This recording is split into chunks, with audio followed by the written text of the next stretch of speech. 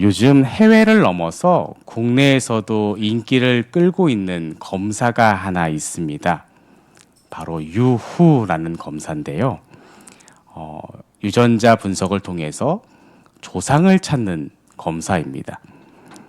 내 조상의 DNA를 통해서 나는 어디에서부터 출발을 하였고 나는 어떠한 민족들이 섞여 있는가를 알아보는 것이 해외에서 유행하기 시작하였는데 이제 국내에 상륙되어서 국내에서도 뜨거운 관심을 가지고 있습니다. 해외에서는요, 자신이 100% 백인인 줄 알았는데 조상 중에 흑인이 있어서 충격을 받으신 분들도 좀 있었습니다. 그럼 국내는 어떨까요?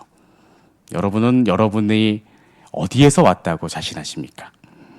우리나라에서는요, 나는 뼛속부터 우리 할아버지에서부터 또 그 할아버지에서부터 올라가도 100% 한국인이다라고 자신하셨던 분들이 이 검사 결과를 듣고 많이 좌절을 하신다고 들었습니다. 어떤 분은 나는 토종 한국인이다 그렇게 자부심을 가지셨는데 유전자 검사를 해보니까 한국인은 30%, 중국인 20%, 일본인 20%, 몽골인 10%, 동남아시아인 10%, 그리고 의외로 시베리아 10%가 나왔다고 합니다. 우리가 흔히 단일 민족이다, 우리가 단군의 후손이다 이야기를 하지만 굉장히 사실 우리 안에는 다양한 흔적들이 남아 있다는 것을 반증하는 것이겠지요. 옆에 있는 분들 다시 한번 보겠습니다. 어떤 유전자가 좀 강하게 나타나신 것 같으십니까? 이처럼 사람들은요, 살아가면서 흔적을 남기게 마련입니다. 지금도 경주 근처에서는 함부로 토목공사를 하지 못한다고 합니다. 조금만 땅을 파내려가기만 해도 역대급 유물들이 계속해서 쏟아져 나오기 때문에 쉽사리 토목공사를 할 수가 없습니다. 이처럼 살아있는 모든 것들은 살아간 흔적을 남깁니다. 여러분의 손에도 얼굴에도 발에도 혹은 마음에도 그 흔적이 남아 있을 것입니다. 이렇게 앞에서 뵈니까요, 밖에서 일을 하시는지 얼굴이 까맣게 타신 분들이 제법 보입니다. 이처럼 밖에서 따가운 햇빛을 받으며 일하시는 분들은요, 본인의 의지와 관계없이 얼굴만 봐도 이분이 실내에서 일을 하지 않으시고 밖에서 일을 하시는구나 라고 알 수 있습니다. 손으로 거친 일들을 하시는 분들은요, 손만 잡아봐도 이분이 사무직이 아니라 굉장히 험한 일, 특별히 손으로 하는 거친 일들을 하시는구나라는 것을 알 수 있습니다. 운동선수들도 마찬가지입니다. 레슬링을 하는 선수의 근육이 다르고요, 유도를 하는 사람의 근육이 다르고 태권도를 하는 사람의 근육이 다릅니다. 유도 선수의 근육과 탁구 선수의 근육은 다를 수밖에 없습니다. 내가 어떤 것을 얼마나 사용하는지에 따라서 그 삶의 흔적들이 몸에 새겨지기 때문입니다. 오늘 바울은 우리에게도 흔적이 남는다라고 이야기하고 있습니다. 사실 이 흔적이라는 것을 엄밀하게 살펴보면 흔적이 아니라 상처다라고 말하는 것이 더 맞을 겁니다. 여러분들 상처 하나 둘쯤은 가지고 있을 것이라 생각이 듭니다. 어떤 분들은 원치 않는 수술을 받으셔서 수술 자국으로 상처가 남으신 분들도 있을 거고요. 어떤 분들은 또 이렇게 요리를 하시다가 손가락을 베이거나 또는 공작 활동을 하시다가 손가락을 베어서 그런 상처들, 경미한 상처들이 있으실 겁니다. 남성분들은 아침에 깔끔하게 면도를 해보겠다고 잔뜩 독이 오른 면도날을 가지고 열심히 밀어나가다가 따끔하시면 그 순간이 영광의 상처의 순간이 됩니다. 저도 곱게 자란 것 같지만 이곳저곳 상처가 제법 있는 편입니다. 얼굴에만 해도요, 수두 긁은 자국도 있고요. 또 얼굴 한쪽에는, 이마 쪽에는 어렸을 때 달려가다가 뾰족하게 튀어나온 쇠에 찢겨져서 꿰맨 자국들도 있습니다. 얼핏 보면 보이지 않아도 자세히 보면 모든 사람의 얼굴에서는 그 삶의 흔적들이 나타납니다. 인상을 많이 쓰시는 분들은 미간에 주름이 잡혀 있을 거고요. 또 자신도 모르게 눈웃음을 치시는 분들은 눈가에 주름이 남아 있습니다. 마찬가지로 바울은 우리 기독교인들이 살아가는 삶의 현장에 예수님의 흔적, 엄밀히 말해서 예수님의 상처가 남아야 된다라는 말을 우리에게 하고 있습니다. 우리가 함께 읽진 않았지만 갈라디아서 6장 14절의 말씀에서 바울은 나는 오직 그리스도만을 자랑합니다 라는 말을 우리에게 건넵니다. 다른 말로 하면 예수 그리스도께서 죽으신 것, 그것을 나의 자랑으로 삼겠습니다 라는 말입니다. 그럼 다른 것도 아니고 왜 다른 사람의 죽음을 자랑으로 삼는다라고 그는 이야기했을까요? 예수님의 죽음으로 인해서 그가 지금까지 살아왔던 세계가 완전히 뒤바뀌어졌기 때문입니다. 내가 왜 살아가고 있는지, 무엇을 향해 살아가고 있는지에 대한 존재의 목적과 의미가 달라졌기 때문에 그렇습니다. 예수로 인해서 생명이 주어졌고 예수로 인해서 구원을 받았기에 그는 예수께서 죽으신 그 죽음을 내가 자랑한다라고 이야기하고 있는 것입니다. 나를 살리기 위해서 죽으신 예수님, 십자가에서 죽으신 예수님, 모든 수치와 희생을 묵묵히 감당하신 예수님을 나는 자랑할 수밖에 없다라고 바울은 우리에게 이야기하고 있습니다. 그렇다면 우리를 위해서 아낌없이 내어주신 그 예수님, 우리가 예수님을 향해서 예수님 감사합니다, 하나님 정말 감사합니다 하고 감사하고 찬양만 하고 있으면 되는 것일까요? 예배 때마다 최고의 찬양으로 최고의 경배로 영광만 돌리고 있으면 되는 것일까요? 바울은 결코 그렇게 말하고 있지 않습니다. 바울의 신학은요, 이론과 실천이 늘 함께하고 있습니다. 즉 자신의 마음이 움직이면 그 다음 바로 움직여야 될 것은 자신의 몸입니다. 마음이 움직이는 곳에 몸이 가지 않는다라는 것을 바울은 상상하지 않았습니다. 늘 전인적인 차원에서 마음과 몸이 함께 움직이는 것, 그것을 목표로 삼고 움직였던 분입니다. 마음을 먹었다면, 나에게 진짜 변화가 있다면 그 다음은 행동으로 나아가야 된다는 것이 바울이 가지는 가장 중요한 논점 중에 하나였습니다. 일찍이 주님께서도 우리에게 말씀하신 바가 있습니다. 주님께서는 이런 말씀을 우리에게 하셨습니다. 나를 따라오려거든 자기 십자가를 지고 나를 따르라 라는 말씀을 하셨습니다.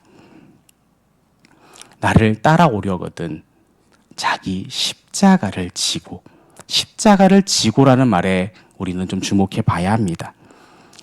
우리는 주님만 십자가를 진다라는 생각을 흔히 하고 있습니다. 그래서 십자가를 바라보면 십자가에서 우리를 위해서 아낌없이 내어주신 그 예수님, 나를 위해서 모든 것을 다 흘려주신 예수님을 떠올리기 마련입니다. 그런데 주님께서는 그 십자가, 내가 졌던 십자가를 너도 지고 따라오라라고 말씀을 하고 계십니다. 즉 십자가를 지고 걸어가는 삶의 자리에는 십자가의 흔적이 남을 수밖에 없다라는 말씀을 주님께서는 하고 계시는 겁니다.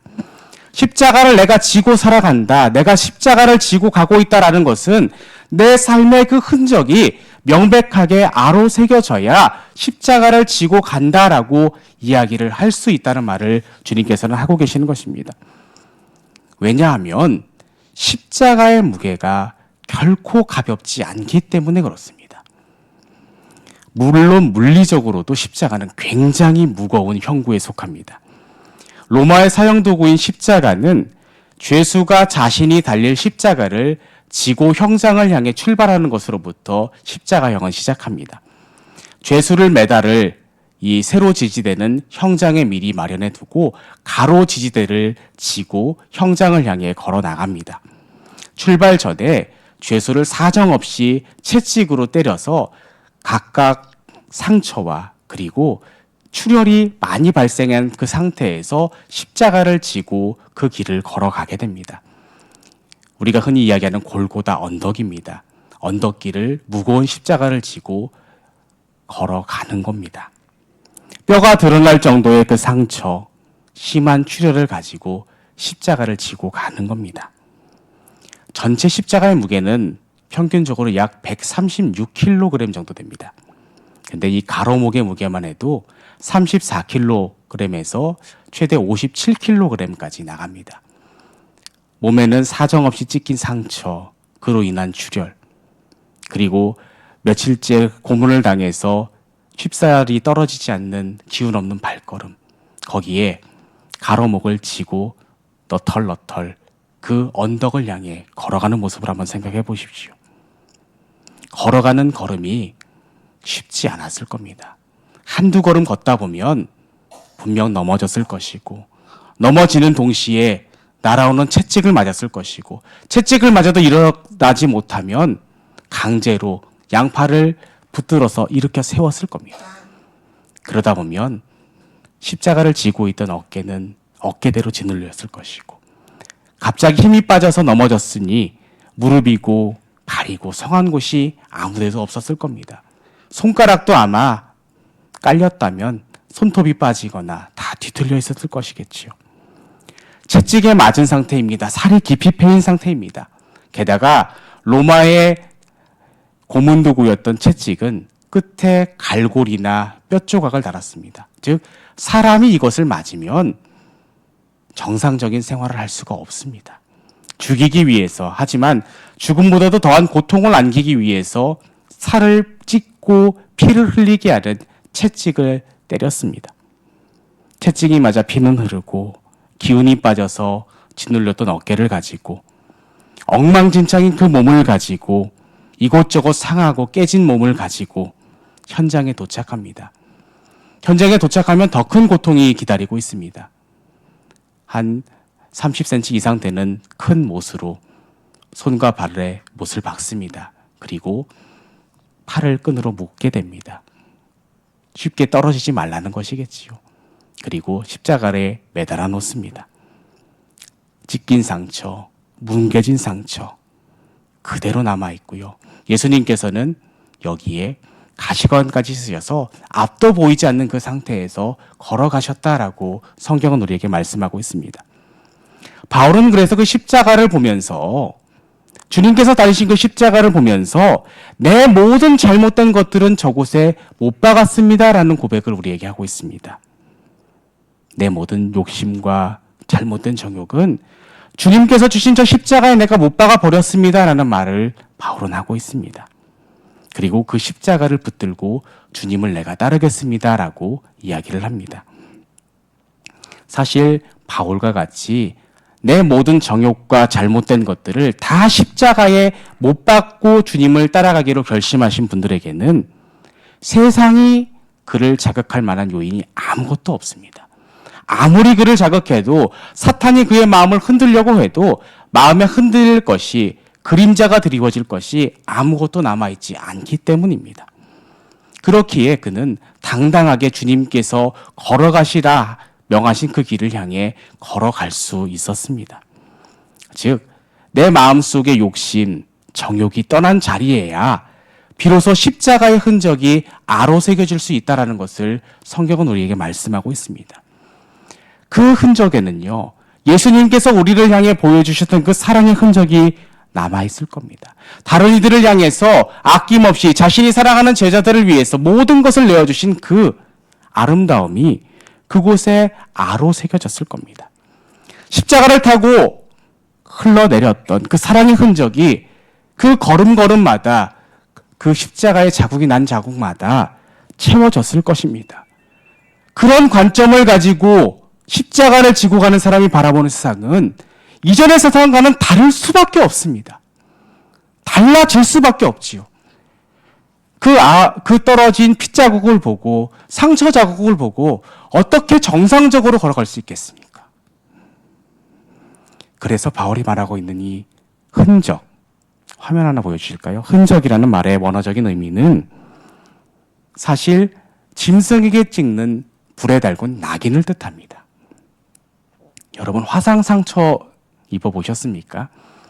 화상을 심하게 입으면요, 세월이 지나고 지나도 그 흔적이 잘 지워지지 않습니다. 동물의 몸에 찍는 저 낙인은요, 벌겋게 불에 달구어서 소유주를 확실하게 찍는 겁니다. 즉, 십자가의 흔적이 우리 마음에 남아있다는 것은 저렇게 주님께서 강렬하게 우리의 마음에 작용하셨다는 증거인 동시에 내 마음에 확실하게 십자가로 흔적을 남기셔서 우리가 세상에 속한 사람이 아니라 주님께 속한 사람이다라는 것을 보여주고 계시다는 겁니다. 상처가 아물어도요, 아무리 저기 새살이 돋아도요, 주님께서 강렬하게 찍어주신 흔적은 남을 수밖에 없습니다. 여러분, 내 마음을 한번 돌아보십시오. 그 흔적 보이십니까? 다른 것으로 덮어진 건 아닙니까? 보기 싫다고 예쁜 타투로 주변을 돌리시진 않으셨습니까? 내 삶에 있어서 강력하게 찍힌 그 낙인의 흔적이 없으면 우리는 다 가짜입니다. 그리스도인이라는 옷은 입고 있지만요, 이건 겉껍데기일 뿐이고요, 아무것도 아니라는 겁니다. 그 흔적이, 주님 가신 그 길을 걸어가는 흔적이 내 삶에서 나타나야 되는 겁니다. 바울이요, 이 흔적을 이야기할 때는요, 그는 자신의 몸에 남겨졌던 상처들을 돌아봤을 것 같습니다. 우리가 아는 대로 바울은요, 복음을 전하다 많은 어려움을 당했습니다. 매를 맞기도 했고요, 돌을 맞기도 했고요, 죽이려는 사람들 때문에 마음을 졸이기도 했고요, 아마 온몸이 성한 곳이 없었을 겁니다. 저도 돌에 한번 맞아봤거든요. 여름 수련회 때 뒤통수에 맞아서 잠깐 정신을 잃은 적이 있습니다. 그래서 저 뒤쪽에 크게 돌 맞은 이 소위 땜통이라고 하죠. 머리카락이 안 나는 장소가 있는데 지금은 머리를 길어서 잘 덮었습니다만 흔적이 남습니다. 넘어지고 깨진 곳은 상처가 남기 마련입니다. 게다가 폭력을 당하고요, 구타를 당하고요, 때로는 배가 깨어지기도 하고요, 굶기도 하고요, 강도를 당하기도 하고요, 사람들로부터 배척을 당했던 그 모든 상처들이 십자가를 지고 걸어가는 그 길 걸음걸음마다 자신의 몸을 돌아보며 하나하나 그 기억이 떠올랐을 겁니다. 밧줄에 묶였던 자리, 매 맞았던 자리, 찢겨지고 뭉개진 곳을 보면 아마 여러 생각이 들었을 것 같습니다. 나 참 험하게 살았구나 라는 생각도 들었을 것 같고요. 보면서 이때는 내가 복음을 전하다 돌에 맞았지. 그래서 죽은 줄 알고 사람들이 내다버렸는데 말이지, 내가 주님의 은혜로 다시 들어가서 복음을 또 전했지. 매를 맞은 흔적들을 보면서, 그래, 예수를 전한다고 내가 주님을 따른다고 그렇게 미움을 받아서 매질도 당했지. 상처 하나하나를 보면서 바울은 자신의 복음의 여정들을 기억했을 겁니다. 사실 엘리트로서 잘 먹고 잘 살 수 있었던 그런 삶이었습니다. 손에 못 박힌 자국이 없이요, 연장을 만지지 않고도 펜으로만, 입으로만 충분히 잘 먹고 잘 살 수 있는 그런 교육을 받은 사람이었습니다. 그런데 그 길과는 전혀 다른 길을 걸어가면서 온몸으로 자신의 몸에 예수님의 흔적들을 새긴 사람으로 바뀌었습니다. 바울이 모든 고난을 자처한 이유는 무엇일까요? 그것은 바로 이 예수의 생명이 내 몸에 나타나게 하기 위함이었다라고 바울은 우리에게 말하고 있습니다. 굳이 쉬운 길을 두고 죽을 뻔한 길, 매맞는 길, 그리고 결국은 죽임을 당하는 그 길을 향해 걸었던 이유가 예수의 생명이 내 안에 나타나게 만드는 것이 목적이었다라고 바울은 우리에게 이야기합니다. 그 예수의 생명을 얻기 위함이 나의 목적입니다라는 고백을 합니다. 그리고 내가 얻은 그 귀한 생명을 나만 누리는 것이 아니라 내 주변에 아직도 알지 못하는 나의 동족들에게, 이방인들에게 전하는 것이 내 사명이기 때문에 나는 그렇게 살아왔습니다라는 고백을 하고 있습니다. 그래서 그는 자신의 몸에 훈장처럼 새겨진 그 흔적들을 보면서 내가 어디에서 왔고 어디로 가야 하고 궁극적으로 어디에 다다를지를 확실하게 알았던 그런 사람이었습니다. 사랑하는 여러분, 어디에서 내가 왔고요, 어디로 가고 있고요, 궁극적으로 어디로 갈 것이다라는 것을 아는 것과 그렇지 못한 삶은 굉장한 차이가 있습니다. 바울은 자신의 출발지를 알았고 도중에 들리는 거점을 알았고 궁극적으로 내가 도착할 목적지를 알았던, 엄밀히 말하면 자신의 인생 전부를 하나님께 내어 맡기고 그 인생길을 하나님과 함께 동행하며 어디를 향해 갈지를 알았던 행복한 사람이었습니다. 그의 몸에 새겨진 흔적은 복음을 위해 살아가는 이정표가 되었고 디딤돌이 되었고 나침반이 되었습니다. 그리고 무엇보다도 영광의 상처가 되어서 내 삶이 확실히 예수님께 드려졌구나. 내가 허투루 이 복음을 전하는 인생을 살지 않았구나라는 것을 확인할 수 있는 좋은 증거였습니다. 예수님께서는 일찍이 자신의 부활을 믿지 못했던 제자 도마에게 이런 말씀을 하셨습니다. 너의 손가락을 내밀어서 내 손을 보고 내 손을 내밀어서 내 옆구리에 넣어봐라. 그래서 믿음 없는 자가 되지 말고 믿는 자가 되라 말씀하셨습니다. 오늘도 주님께서는 도마와 같이 아직 흔적이 새겨졌지만 주님을 알지 못한다고 고백하는 우리들을 향해서 자신의 고난당한 흔적을 여전히 보이고 계십니다. 십자가로 파랗게 혈액이 통하지 않아서 멍든 어깨, 가시관으로 찢겨진 이마, 채찍이 맞아서 갈갈이 찢겨진 등, 다리, 못 박힌 손과 발, 창에 찔린 옆구리 그 상처들. 부활하신 주님께서 여전히 가지고 계셨던 그 상처들을 우리에게 오늘도 보이고 계십니다. 그 하나하나의 상처가 우리를 향해서 보여주시는 사랑이기 때문에 우리의 입술에서는 그 상처를 바라보면 도마와 같은 감탄이, 눈에선 눈물이 맺힐 수밖에 없습니다.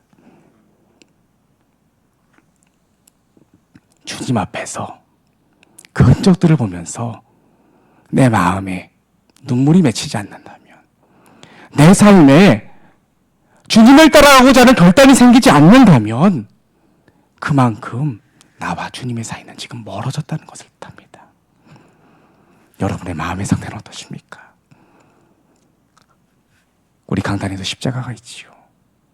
바라보시면 주님께서 지신 그 상처가 기억이 나십니까?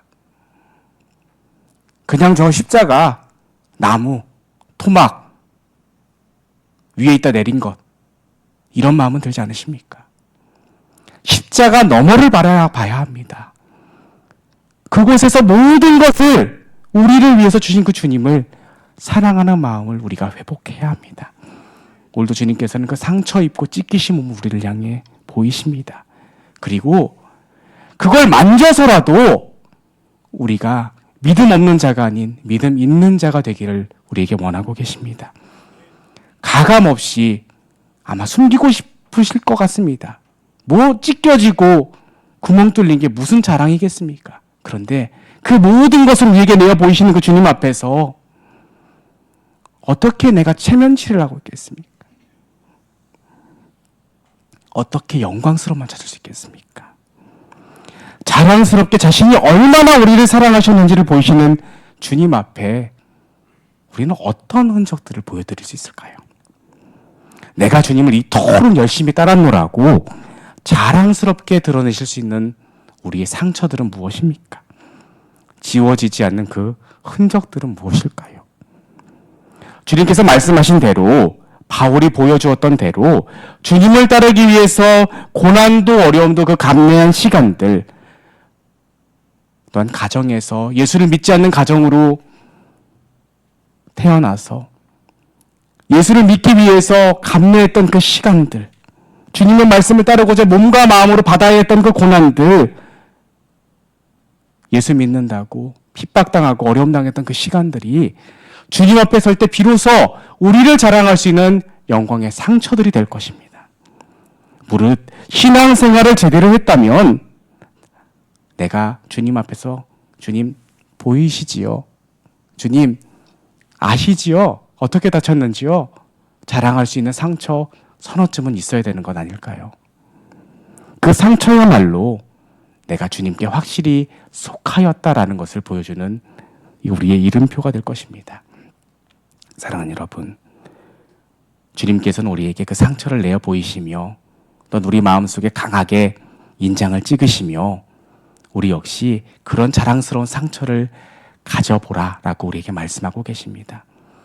자랑스럽게 주님 앞에 섰을 때 영광의 상처들을 자랑하는 그런 믿음의 여정을 걸어가는 우리 모두가 되기를 원합니다. 그래서 주님 앞에 섰을 때 우리 모두가 상처를 돌아보면서 자랑스럽게 주님을 증거하고 자랑해노라고 고백할 수 있는 우리 모두의 삶이 되기를 원합니다. 이 시간 함께 우리 찬양하며 나가겠습니다.